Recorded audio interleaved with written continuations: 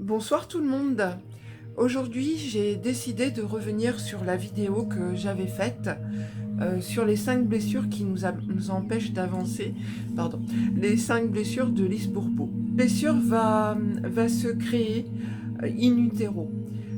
En fait, quand on est dans le ventre de sa maman, où on va enregistrer tout ce qui se passe autour de nous.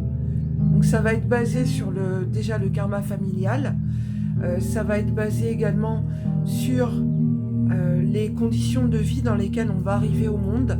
Et en fait, on enregistre tout un tas de données déjà in utero qui vont creuser cette blessure de rejet. On ne va pas se sentir en phase ou désiré ou aimé par le parent du même sexe. Les personnes atteintes de cette blessure de rejet vont physiquement en fait porter le masque du fuyant.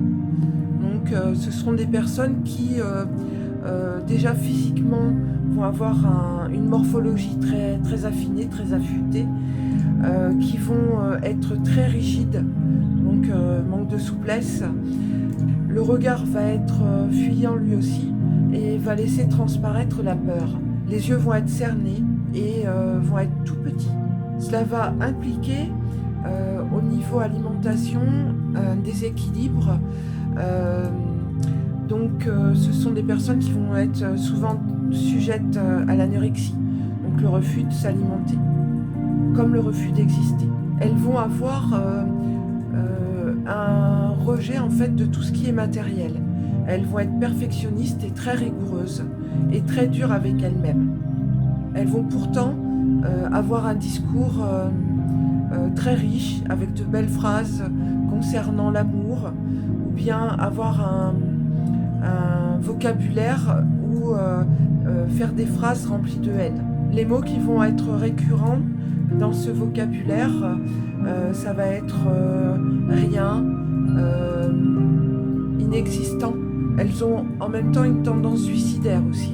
Elles vont souvent avoir la sensation d'être nulles. Et au niveau des maladies développées, eh bien, il y aura des problèmes d'allergie.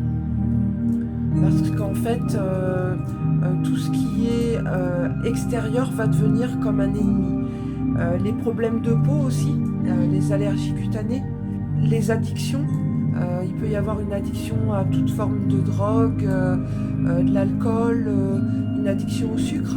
Vont être sujets à l'hypoglycémie, cette sensation en fait de manque de douceur à l'intérieur, puisqu'on le sait, le sucre en fait représente la douceur. Des problèmes d'évanouissement, même de coma. Pour guérir de cette blessure de rejet, eh bien, il va falloir passer par l'étape du pardon. Se pardonner déjà à soi-même, se pardonner d'être dans cet état d'esprit et se sentir rejeté en permanence, avoir sentir et ressentir le droit d'être là, le droit d'exister. Donc comprendre en fait l'importance que l'on a. Pardonner à ceux qui nous ont rejetés, parce que le rejet qu'ils nous ont fait vivre leur a donné une sensation d'importance. Arriver à comprendre qu'ils ne sont pas responsables de ce que nous avons ressenti. Pardonner leurs actions et leurs réactions.